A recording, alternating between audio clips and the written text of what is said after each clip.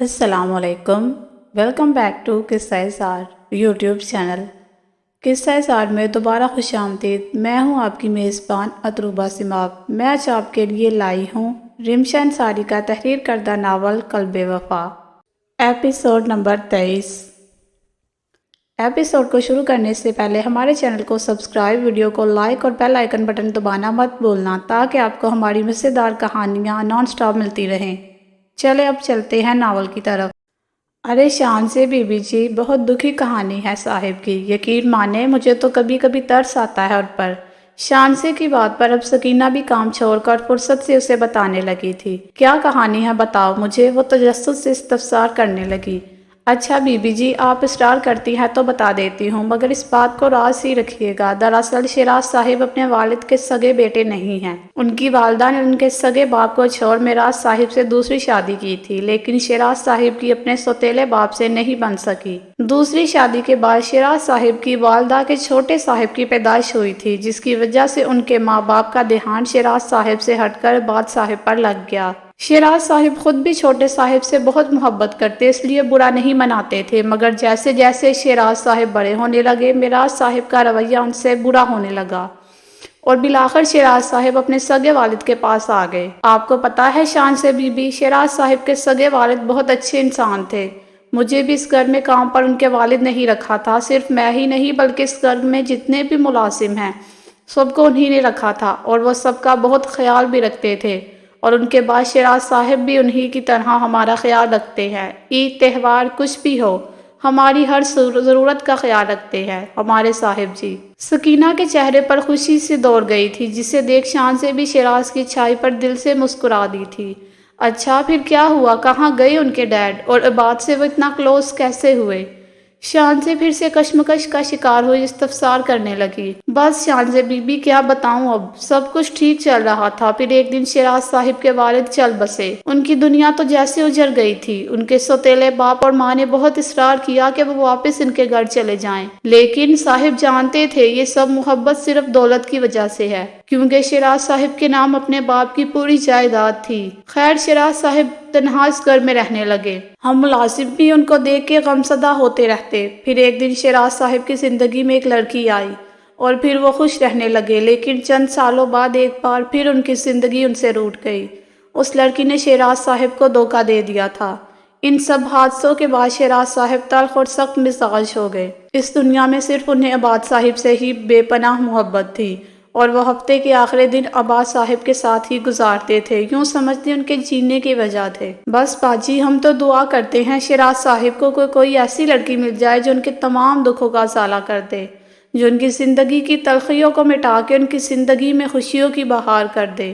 کام کرتے کرتے سکینہ نے دونوں ہاتھ اٹھا کے شیراز کے لیے دعا کی تو شان سے بھی دل سے آمین بولنے لگی۔ سکینہ چولہے کے سامنے سے ہٹ کر سنک کے پاس جا کے برتن دھونے لگی تھی۔ شانزے نے سبزیاں کاٹی اور کڑاہی میں ڈالنے کی غرض سے چولہے کے سامنے آ کھڑی ہوئی۔ ابھی وہ سبزیاں کڑاہی میں الٹنے ہی والی تھی جب اس کے نتنوں سے مہنگے کلون کی خوشبو ٹکرائی تھی۔ چھٹی ہی سطح کی گھنٹی بجاتی اس سے پہلے اس لمبے چوڑے آدمی کو کچن میں داخل ہوتا دیکھ اس کی سیٹی گم ہو گئی تھی۔ شیراز نے بھی اس کو کچن میں کھڑے دیکھا تو غصہ آنکھوں میں ہلکوڑے مارنے لگا۔ چہرے کے نقش پل میں تنے تھے۔ اسے غصے میں دیکھ شانزے کا جسم کانپنے لگا تھا، پیروں کے نیچے سے جیسے زمین کھسک گئی تھی۔ کچن میں کچھ جلنے کی بو سن کے شیراز نے چولہے کی طرف دیکھا تو شانزے کا دوپٹہ چولہے میں اٹکا آگ پکڑ چکا تھا۔ یہ آگ بڑھتی ہوئی اس کے پورے دوپٹے میں لگ گئی تھی۔ اپنے دوپٹے میں آگ لگتی دیکھ وہ حلق کے بل چلائی تھی۔ شیراز نے تیزی سے آگے بڑھ کر اس کا دوپٹہ اس کے جسم سے جدا کیا تھا، لیکن آگ اب اس کی آستین میں لگ گئی تھی۔ خود کو آگ کی لپیٹ میں آتا دیکھ وہ غش کھاتی بے ہوش ہو گئی تھی۔ اس کو آنکھیں بند کرتا دیکھ شیراز نے ہمت مجسمہ کیے تیزی سے آگے بڑھ کر شانزے کی آستین کو کندھے سے پھاڑ دیا تھا۔ اس کا ہاتھ اچھا خاصا جل گیا تھا۔ وہ زمین بوس ہوتی اس سے پہلے اسے اپنے حصار میں لے چکا تھا۔ وہ ہوش سے بیگانی اس کی باہوں میں جھول گئی تھی۔ سکینہ سکتے کی حالت میں کھڑی سارا منظر دیکھ رہی تھی۔ صاحب، ان کا ہاتھ تو بری طرح سے زخمی ہو گیا ہے۔ سکینہ نے شانزے کے بازو کی طرف اشارہ کیا تھا جو جل کے سیاہ ہو گیا تھا اور اب وہاں سے خون رس رہا تھا۔ شیراز نے اسے سیدھا کیا اور اس کا چہرہ دیکھنے لگا جو پورا پسینے سے بھیگ گیا تھا۔ ایک پل کو سے اس لڑکی پر بہت ترس آیا تھا، اس کا چہرہ کافی کمزور دکھ رہا تھا۔ سکینہ جلدی سے چادر لے کر آؤ، وہ چلایا تھا۔ اس کی بات سن سکینہ فوری باہر کی طرف لپکی تھی۔ پتہ نہیں کیوں مگر اس کے ساتھ اتنے حادثے ہو گئے تھے کہ وہ آگ کو دیکھ پوری طرح سے ہڑبڑا گیا تھا۔ اگر وہ وقت پر یہاں نہیں ہوتا تو کیا ہوتا، سوچ کے اس کی روح کانپ اٹھی تھی۔ سکینہ چادر لے کر آئی تو اس نے چادر سے شانزے کو ڈھانپا اور اسے بازوؤں میں اٹھائے باہر کی طرف بھاگا۔ اسے گاڑی میں ڈال کے اب اس کا رخ ہاسپٹل کی جانب تھا۔ تھوڑی دیر کے لیے وہ اس لڑکی سے ساری نفرت بھلائے انسیت محسوس کرنے لگا تھا۔ سارا کام نپٹا کے وہ گھر جانے کے لیے سر پر دوپٹہ لیے آفس کے روم سے نکلنے لگی تھی جب خیام نے اسے آواز دے کر روکا تھا۔ وہ اتنی اجنبیت سے اس کے آفس میں کام کرتی تھی جیسے اسے بالکل نہیں جانتی ہو۔ خیام اس سے بات کرنے کی بھی کوشش کرتا تو وہ ہاں ہوں میں جواب دے کے خاموش ہو جاتی تھی۔ اس کے اس عمل پر خیام سخت پریشان تھا۔ کیا محرمہ کسی اور کو پسند کرتی ہے؟ یہ سوچ اس کا سکون چھیننے لگی تھی۔ اس لیے آج اس نے فیصلہ کر لیا تھا کہ وہ آج تفصیل سے محرمہ سے بات کرے گا۔ اس کی آواز دینے پر محرمہ نے رک کر سوالیہ نظروں سے اس کی طرف دیکھا تو وہ کرسی سے اٹھ کر اس کے روبرو آ کھڑا ہوا۔ آج ہم کہیں باہر چلیں؟ وہ گمبھیر لہجے میں کہتا اس کی آنکھوں میں جھانکنے لگا تھا۔ نہیں سر، امی میرا انتظار کر رہی ہوں گی، وہ ہچکچاتے ہوئے بمشکل ہی لفظ ادا کر پائی تھی۔ میں آنٹی سے بات کر لوں گا، تم پلیز میرے ساتھ چلو، مجھے تم سے کچھ بات کرنی ہے، خیام نے التجائیہ لہجے میں کہا تو وہ ناچار ہوتی حامی بھر گئی۔ چلو، اس کو ہاں کرتے دیکھ وہ آگے بڑھا تو محرمہ بھی دھیرے دھیرے اس کے پیچھے چل دی۔ آفس سے باہر نکل کر اس نے دوسری جانب آ کے فرنٹ ڈور کھولا تو محرمہ خاموشی سے فرنٹ سیٹ پر بیٹھ گئی۔ خیام نے دوسری طرف سے آ کے ڈرائیونگ سیٹ سنبھال لی۔ کہاں جانا پسند کرو گی؟ وہ اس کی طرف دیکھتا نرمی سے پوچھنے لگا تھا مگر وہ سن بیٹھی دونوں ہاتھوں کی انگلیاں مسل رہی تھی۔ محرمہ، میں نے کچھ پوچھا ہے۔ اس کے کوئی ایکشن نہ لینے پر خیام نے قدرے تیز بولا تو وہ جیسے ڈر کے اس کی طرف دیکھنے لگی۔ اس لڑکی کو دن بدن کیا ہوتا جا رہا تھا خیام کی سمجھ سے باہر تھا۔ پہلے تو محرمہ ایسی نہ تھی مگر اب منگنی کے بعد وہ تیزی سے بدلتی جا رہی تھی۔ ضمیر پر کسی بھی بات کا بوجھ انسان کو سکون سے نہیں رہنے دیتا اور ایسا ہی کچھ محرمہ کے ساتھ تھا۔ اس نے زندگی میں پہلی بار مجبوری کے تحت غلط راستہ اختیار کیا تھا اور اسی گناہ کا بوجھ کے زیر اثر وہ خیام سے کترانے لگی تھی، اس سے نظریں نہیں ملا پاتی تھی۔ جی آپ کی مرضی، وہ مختصر سا کہہ کر خاموش ہو گئی تھی۔ ریسٹورینٹ چلے؟ اس نے پھر سے سوال کیا تھا۔ نہیں، ریسٹورینٹ نہیں۔ کیوں؟ اس کی بات سن خیام تعجب سے اسے دیکھنے لگا تھا۔ جی وہ ریسٹورینٹ میں سب لوگ ہوتے ہیں، مجھے پسند نہیں ہے ایسی جگہوں پر جانا۔ شاید امی ابو کبھی لے کر نہیں گئے اس لیے، اور ہم نے کبھی باہر مہنگے ہوٹل اور ریسٹورینٹ میں کھانا بھی نہیں کھایا، اس لیے بالکل پسند نہیں۔ اس کے سادہ سے لہجے اور بات پر خیام اس کی سادگی پر فدا ہو گیا تھا۔ کتنی سادہ لڑکی تھی وہ، جو دکھاوا کرنے کے بجائے حقیقت آرام سے بیان کر دیتی تھی۔ پھر ہم کہاں جائیں؟ وہ سوچ میں پڑ گیا تھا۔ پارک چل لیتے ہیں جہاں زیادہ رش نہ ہو۔ خیام کو پریشان ہوتا دیکھ وہ دھیرے سے بولی تو خیام سر کو جنبش دیتا گاڑی تیزی سے بھگانے لگا۔ شام کے سائے پوری طرح سے زمین پر اتر گئے تھے۔ ٹھنڈی ہوائیں شائیں شائیں چل رہی۔ تھوڑا آگے جانے کے بعد خیام کو ایک سادہ سا پارک نظر آیا تو وہ گاڑی روک کر باہر نکل گیا۔ یہ جگہ بہت عام ہی تھی، پارک بھی زیادہ بڑا نہیں تھا اور کم افراد ہی نظر آ رہے تھے۔ وہ کبھی زندگی میں ایسی جگہوں پر نہیں آیا تھا مگر محرمہ کے ریلیکس کی وجہ سے وہ یہاں جانے کے لیے بھی تیار تھا۔ بڑے گھر کا کوئی اور لڑکا ہوتا تو کبھی سام سی جگہ پر نہیں آتا، لیکن وہ بھی اپنی محرمہ کی طرح سادہ دل کا ہی تھا۔ جیسا ہمارا ہم سفر ہوتا ہے ہم بھی ویسے ہوتے ہیں۔ ان دونوں کو دیکھ اس بات کا بخوبی اندازہ ہو سکتا تھا۔ اس نے دوسری طرف آ کے فرنٹ ڈور کھولا تو محرمہ باہر نکل گئی۔ اب ان دونوں کا رخ پارک کے اندر کی جانب تھا۔ پورا پارک ہرا بھرا تھا، خوبصورت قسم کے پھول پودوں کی خوشبو سے مہک رہا تھا۔ چھوٹے چھوٹے بچے فٹ بال کھیلتے نظر آتے۔ وہ دونوں ایک طرف لگی بینچ پر بیٹھ گئے تھے۔ تم بیٹھو، میں کچھ کھانے کو لے کر آتا ہوں، وہ دیوانہ محبت سے کہتا بینچ پر سے اٹھ گیا تھا۔ نہیں، اس کی کوئی ضرورت نہیں ہے، پلیز، محرمہ نے اسے روکنا چاہا تھا۔ دیکھو محرمہ، میں تمہاری وجہ سے یہاں آیا ہوں تاکہ تم ریلیکس رہو اور تم میرے ساتھ پہلی بار کہیں باہر آئی ہو، اس لیے پلیز میری بھی خواہشات کا احترام کرو۔ وہ گہرا سا اپنا کوٹ اتار کر اس کے ہاتھ میں پکڑاتا باہر کی طرف بڑھ گیا تھا۔ محرمہ کا دل کسی نے ننھی چڑیا کی طرح پھر پھرا رہا تھا۔ وہ خیام کے غصے سے بہت ڈرتی تھی، حالانکہ اس نے ابھی تک خیام کا غصہ نہیں دیکھا تھا۔ کچھ وقت سرکنے کے بعد خیام ہاتھ میں برگر کا پیکٹ، کولڈ ڈرنک اور فرنچ فرائز لیے آتا دکھائی دیا تو اس کی معصومیت پر مہرماں کا دل تھم سا گیا۔ بھئی یہاں تو بس یہی ملا ہے، ابھی اس سے ہی کام چلانا پڑے گا، تعصب سے کہتے اس نے چیزیں بینچ پر رکھ دی تھی۔ تمہیں پتا ہے مہرماں، تمہارے ساتھ یہاں آ کے وہ وقت یاد آ گیا جب میں بچپن میں اپنے دوستوں کے ساتھ پارک جاتا تھا اور ایسے ہی پارٹی کرتا تھا، بس اب کوئی دوست ہی نہیں ہے۔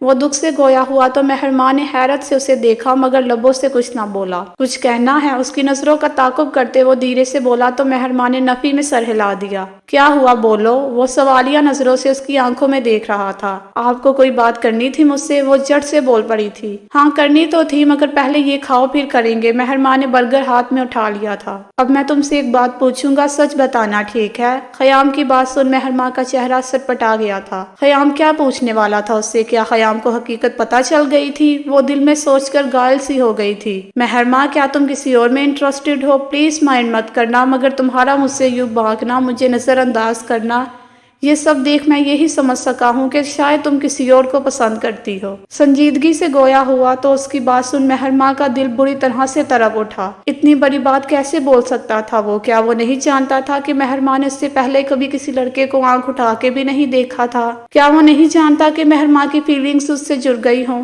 ہاں، وہ بھی خیام نوید سے محبت کرتی تھی۔ اسی محبت کو کھونے کے ڈر سے ہی تو وہ اس سے کتراتی تھی کہ اگر خیام کو حقیقت پتہ چل گئی تو وہ اسے چھوڑ نہ دے۔ اس کا دل کیا وہ چیخ چیخ کر اس انسان کو بتا دے کہ وہ ایسا نہیں کرنا چاہتی، مگر وہ اپنے ضمیر کے آگے بے بس ہے۔ اس خاموشی کا مطلب میں کیا سمجھوں؟ مہرماں کو خاموش دیکھ خیام کے چہرے کے رنگ اڑ گئے تھے۔ اسے امید تھی مہرماں بولے گی کہ ایسا کچھ نہیں ہے، مگر اس کی خاموشی دیکھ اس کی امید کی ڈور ڈھیلی پڑنے لگی تھی۔ نہیں، آپ غلط سوچ رہی ہیں، ایسا کچھ نہیں ہے۔ وہ فوری اس کی تسبیح کرنے لگی۔ ایسا نہیں تو پھر کیوں بھاگتی ہو مجھ سے؟ ایسا لگتا ہے اچانک سے تم بدل گئی ہو بہت۔ مہرماں، کوئی بات ہے تو مجھے بتاؤ، میں تمہارا دوست بھی ہوں، تمہاری پریشانی سمجھوں گا اور اسے حل کرنے کی کوشش کروں گا۔ اس کے نرمی سے پوچھنے پر وہ معصومیت سے اسے دیکھنے لگی۔ دل اور دماغ میں ایک جنگ چھڑ گئی تھی۔ دل کہہ رہا تھا بتا دے، دماغ کہہ رہا تھا نہ بتا۔ خیام کی سوالیہ نظریں دیکھ آخرکار وہ بول ہی پڑی تھی، مجھے آپ سے ڈر لگتا ہے۔ کیوں؟ اس کی بات پر خیام نے ناسمجھی سے پوچھا تھا۔